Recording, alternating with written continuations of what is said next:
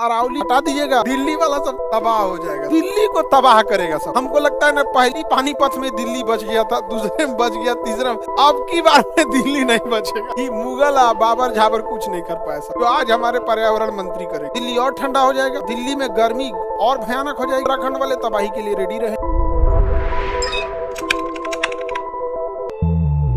अब मानसून आगे बढ़ता है, इसकी एक शाखा कहाँ पहुंच जाएगी? नर्मदा घाटी में। और नर्मदा घाटी में पहुंचने के बाद ये इसी में क्या हो जाती है? फंस जाती है। तो बारिश कहाँ करा देगी? नर्मदा घाटी में। यही कारण नर्मदा को क्या कहते हैं? दबंग नदी। इधर देखो, इसी की एक शाखा यहाँ टकराती है किस नदी से? गिर पर्वत से। किस पर्वत से? किस पर्वत से? गिर पर्वत से टकराती है।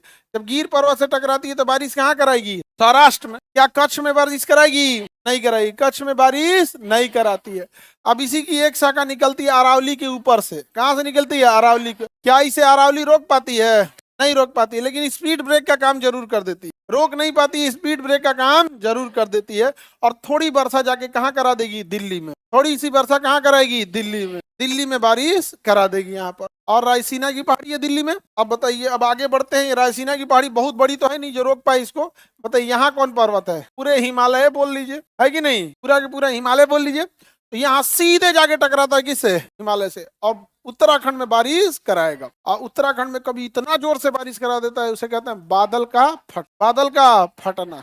बादल का फटना। और हुआ क्या है वहां पर कि उत्तराखंड में तबाही का एक बड़ा कारण क्या है? कई बार देखिएगा, आप कहीं मिट्टी रख दीजिएगा, जम जाएगी, थोड़ी मजबूत हो जाएगी, बट इतनी भी मजबूत नहीं बनेगी कि उस पर घर बना। इसी तरह चट्टान और पर्वत क्या होते हैं, कहीं एक जगह जम जाता है, धूप पड़ता है, मजबूत हो जाते हैं, बट इतने मजबूत नहीं है कि उस पर आप 20 तल्ला बिल्डिंग ठोक। अब उस पर क्या करता है? बना देगा बिल्डिंग, एक ही बार दह जाता है सब लोग को लेके। तो इलीगल कंस्ट्रक्शन भी एक बड़ा कारण है वहाँ उत्तराखंड में। और यहाँ अरावली अगर अभी काटने की बात चल रहा है, हटा दीजिएगा तो सीधे पहुंच जाएगा। उत्तराखंड वाले तबाही के लिए रेडी रहेंगे, समझ में गया?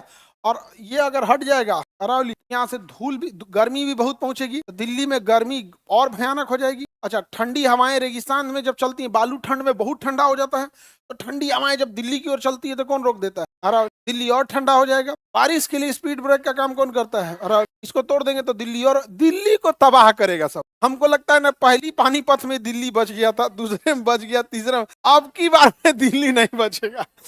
पानीपत की लड़ाई में ही मुगल बाबर झाबर कुछ नहीं कर पाया सब, जो आज हमारे पर्यावरण मंत्री करेंगे। समझ में आ गया कि नहीं आ गया? किसी को दिक्कत? उसको उजाड़ने के चक्कर में दिल्ली वाला सब तबाह हो जाएगा सब। ठीक है भैया, आप दिल्ली वाले तुमको बुझाइए नहीं रहा है, तो भारत की पहली राजधानी पाटलिपुत्र थी। आओ अब यहीं पे मगध। क्या बनेगा? मगध। अच्छा, बिहार का भी नाम क्या होना चाहिए? मगध क्या होना चाहिए, लेकिन नाम बदल। अरावली का नाम है बदल, काटने कुटी में कोई दिक्कत ना है। कहा नहीं, कौन चीज रहे सूझता है ना सरकार को, क्या करे? कभी नोट बदल दे, लग लाइन लग, पलट एक पलट। अब अरावली तूर देंगे भाई, कोई ना, ठीक है, गंगा नदी रोक देते हो भाई, तनी मनी समझ में आता है, नहीं समझे?